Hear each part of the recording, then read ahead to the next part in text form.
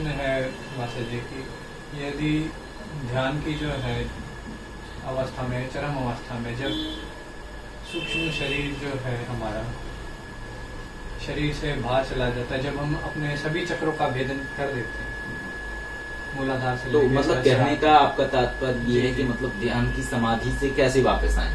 अब हम आपको अपना बता देते हैं कि पहली अवस्था है ध्यान, जो मैंने आपको बताया, और ये जो आप अभी साधना करेंगे हमारे साथ मिलके, और जो आपको सानिध्य साधना हम कराएंगे, तो उसके बाद आपको इस चीज को जानने की जरूरत पड़ेगी। तो पहली अवस्था है ध्यान। ध्यान जो अवस्था है वो है जबरदस्ती, मतलब आपको बोला जाता है कि आपको ध्यान करना है, तो आप आंखें बंद करके बिल्कुल शांत बैठ जाते हो। आप कोशिश कर रहे होते हो लेकिन वो हो नहीं रहा होता है, क्योंकि कोशिश, आपका आंखें तो बंद है लेकिन आपके अंदर माइंड में विचार चल रहे हैं, और उन विचारों में जो जो आपने क्रियाकलाप करे वो सब आपको विजन्स क्रिएट हो रहे हैं। ध्यान है शुरुआती अवस्था। जब ध्यान में आप गहरे जाएंगे यानी आगे बढ़ेंगे, उसके बाद आपके साथ एक अवस्था घटित होगी, जिस अवस्था को कहते हैं निर्मल स्थिति। निर्मल स्थिति वो अवस्था है जहां विचारों का आना रुक जाता है, विचार नहीं आएंगे। ठीक, इसके बाद ये जो मार्ग है, ये मार्ग दो हिस्सों में बढ़ जाता है। एक हिस्सा आपका चला जाता है सूक्ष्म जगत की तरफ, एक हिस्सा आपका चला जाता है समाधि की तरफ। ठीक है, तो जो सूक्ष्म जगत का मार्ग है वो तो आपको जानना नहीं है, अभी बता दूं, वो भी बता दूं। ठीक है, तो सूक्ष्म जगत के मार्ग में क्या है कि सूक्ष्म जगत के मार्ग को समझने के लिए आप कुंडलिनी शक्तियों का सहारा ले सकते हैं या फिर मानस शक्तियों का सहारा ले सकते हैं। ये दोनों शक्तियों के सहारे से आप सूक्ष्म जगत यानी उस अदृश्य दुनिया को देख सकते हैं जो हमारी नग्न आंखों से हम नहीं देख पाते हैं। यानी जिस जगत में वायु की मात्रा अधिक है, वहां कह सकते हैं जो जीवन है या जो वहां के प्राणी हैं या जो लोग हैं वहां के, वो वायु तत्व की मात्रा अधिक रखते हैं और वायु को हम देख नहीं पाते। तो सूक्ष्म जगत को देखने के लिए आपको कुंडलिनी शक्ति का सहारा लेना होगा या अपनी मानस शक्ति का सहारा लेना होगा। तब आप सूक्ष्म जगत में चले जाएंगे और वहां विचार शून्य होंगे, और विचार शून्य के साथ आपके सामने एक टीवी चल रही होगी या थॉट जनरेट हो रहे होंगे, ऐसे से ऐसा है, ऐसे से ऐसा है। अगर आप सोच लेते हो उसको, तो आपको सूक्ष्म जगत में जाने की जरूरत क्या होती है ना। तो जब आप उस सिचुएशन में जाते हो तभी ये चीज आपके साथ क्रिएट होगी। ये है सूक्ष्म जगत। इसके साथ आपको समझना है समाधि को। तो दूसरा जो मार्ग है वो समाधि का। समाधि के मार्ग में स्वयं के बोध को भूल जाना, यानी पहले निर्मल स्थिति है। निर्मल स्थिति में आपको ये बोध है कि आप इतने के नीचे हो लेकिन इतने नहीं हो, यानी सिर के ऊपर खाली है सब, आपको कोई विचार नहीं है, लेकिन ये है कि हाँ आप जड़ हो। यानी आपको निर्मल स्थिति में जड़ का बोध रहेगा कि आप जड़ हो चुके हो, लेकिन समाधि की अवस्था में आपका जड़ का बोध भी नष्ट हो जाएगा। अर्थात आप जिस तरीके से व्यक्ति निद्रा की अवस्था में चला जाता है और सोने के बाद व्यक्ति को कुछ भी याद नहीं होता है कि वो है कहां पे, लेकिन रहता है उसके पास आनंद। आनंद किसके पास? उस व्यक्ति के पास जिसको नींद आ रही है बहुत तेजी से और सोना चाहता है। यदि उस व्यक्ति को आप सुला देंगे तो जितना आनंद उसे सोने में आएगा, इतना आनंद किसी चीज में आ ही नहीं सकता है, और ये आनंद है स्वयं को खो देने का आनंद। ठीक है, तो इसी तरीके से समाधि की अवस्था होती है। जब आप समाधि की अवस्था में जाते हैं तब आप स्वयं को भूल जाते हैं। आप इतना भी भूल जाते हैं, यानी आपके गर्दन का ऊपर का हिस्सा भी भूल जाते हैं और नीचे के शरीर को भी आप भूल जाते हैं, और आप एक ध्यान की ऐसी अवस्था में चले जाते हैं कि आपके पैरों को भी ये बोध नहीं रहता है कि वो शून्य हो चुके हैं। आपके शरीर को ये बोध नहीं रहता है कि वो क्या कर रहा है। सारे क्रियाकलाप चल रहे होते हैं। ऐसा नहीं है कि आप समाधि में चले गए हैं तो आपकी सांसें रुक जाएं, आपकी धड़कनें रुक जाएं। अगर ऐसा हो गया तो जीवन खत्म हो गया फिर आपका। फिर आप समाधि से अपने शरीर को छोड़ चुके हैं, और फिर इसके बाद परकाया विद्या आती है जो कि बहुत ऊंची विद्या है। तो समाधि का मैं आपको समझाता हूं। तो जब आप चले जाते हो समाधि की अवस्था में तो एक दौर होता है, वो शरीर का अंदर का बदलाव होता है।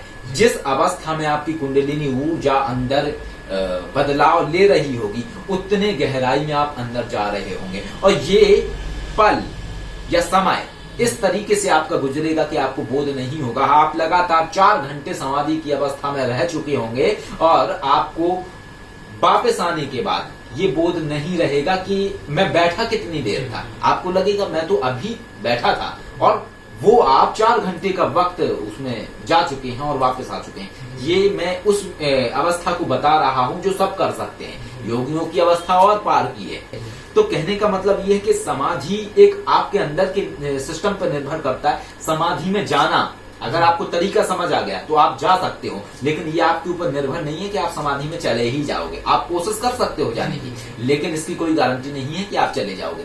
इसी तरीके से समाधि से वापस आना ये आपके ऊपर निर्भर नहीं है, ये आपके शरीर कह सकते हैं कि स्वयं घटित होने वाली बात है, ये खुद घटित हो जाने वाली बात है। अब बेनिफिट आप समझ लीजिए कि समाधि का बेनिफिट क्या होता है। समाधि का बेनिफिट ये होता है कि आप अनलॉक हो रहे होते हैं, आपकी जो रेयर इंटरनल पावर है वो अनलॉक हो रही होती है। इसमें बहुत सारी शक्तियां हैं हमारे शरीर के अंदर। मानस विद्याओं में टेलेकिनेसिस और बहुत सारी पावर हैं जिनमें आप अपने विचारों के माध्यम से चीजों को मूवमेंट दे सकते हैं, हिला सकते हैं, आप अग्नि को प्रकट कर सकते हैं, आप अपने शरीर को हवा में उठा सकते हैं। ये अनलॉक होने की बात है।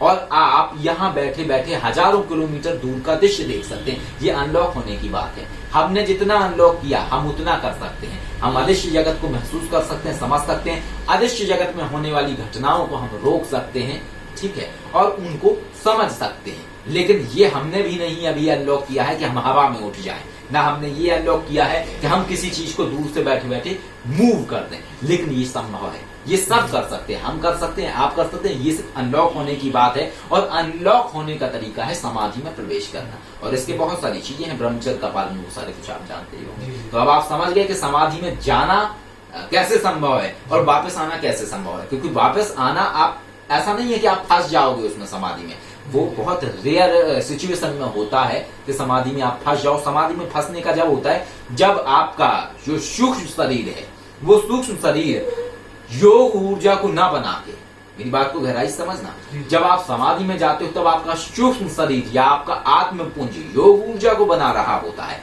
यानी कि विस्तार ले रहा होता है। लेकिन किसी कारणवश आपके सूक्ष्म शरीर ने, यानी आपकी आत्मा ने बाहर निकलना शुरू कर दिया, उस समय आप वापस नहीं आ पाएंगे। ये सिचुएशन वैसी ही होगी जैसा एक कोमा में जाने वाला व्यक्ति होता है, कि वो जीवन तो उसमें नजर आता है लेकिन वास्तविकता में उसका जीवन नष्ट हो चुका होता है।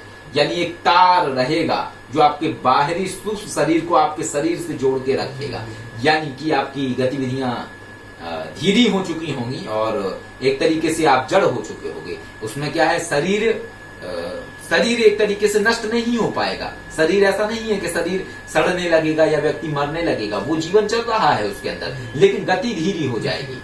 आपकी श्वास लेने की क्षमता स्लो हो जाएगी, आपकी धड़कनें बहुत स्लो हो जाएंगी, आपके अंदर जो रक्त संचार हो रहा है वो स्लो हो जाएगा, लेकिन जीवन बाकी रहेगा।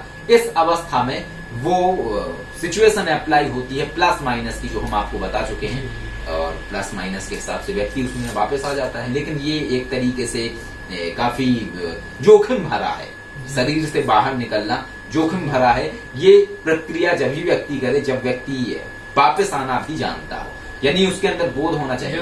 जी भाषा जी, एक मैंने ये भी जो है सुना है कि जो है, या फिर किसी के द्वारा उन्हें उनके इष्ट का मंत्र, जिस मंत्र की जो आराधना करते हैं, साधना करते हैं, अगर वो भी उनके कानों में अगर सुनाया जाए तो भी समाधि से उसकी अवस्था मैं बता दे रहा हूँ। इसकी घटित होने वाली बात है। कहने का मतलब क्या है कि वो इष्ट ऊर्जा, फिर यहाँ पे मंत्र ऊर्जा का खेल आ गया ना, प्लस माइनस को खत्म कर दीजिए। यानी कि एक जगह जाने के कई सारे रास्ते होते हैं, ठीक है, एक ट्रीटमेंट करने वाले कई सारे डॉक्टर होते हैं। उस अवस्था में क्या होता है कि जो इष्ट है, इष्ट कौन है, इष्ट जो शक्ति है, ब्रह्मांड को संचालित करने वाली शक्ति है, या एक वायु तत्व की मात्रा उनके अंदर है, वो ब्रह्मांड की ऊर्जा उनके अंदर समाहित है, या कह सकते हैं वो खुद ही ब्रह्मांड को संचालित करता है। इष्ट में कोई भी हो सकता है, आपका सूर्य देव हो सकते हैं या और भी हो सकते हैं, क्योंकि यहाँ पे इष्ट की बात हो रही है। तो इष्ट आपके ग्रहों के हिसाब से बृहस्पति देव हो सकते हैं, सूर्य देव हो सकते हैं, और आपकी आत्मा, यानी कि वो जैसे ही इष्ट का मंत्र आपके कानों में पड़ा तो इष्ट को याद है ना कि आपको शरीर में वापस ले जाना है, और वो आपके उस मानव शरीर को वापस धक्का देंगे, वो प्रवेश कर जाएगा आपके साथ। तो अभी आप समझ चुके हैं ना कि किस तरीके से। चलिए ठीक है, बहुत बहुत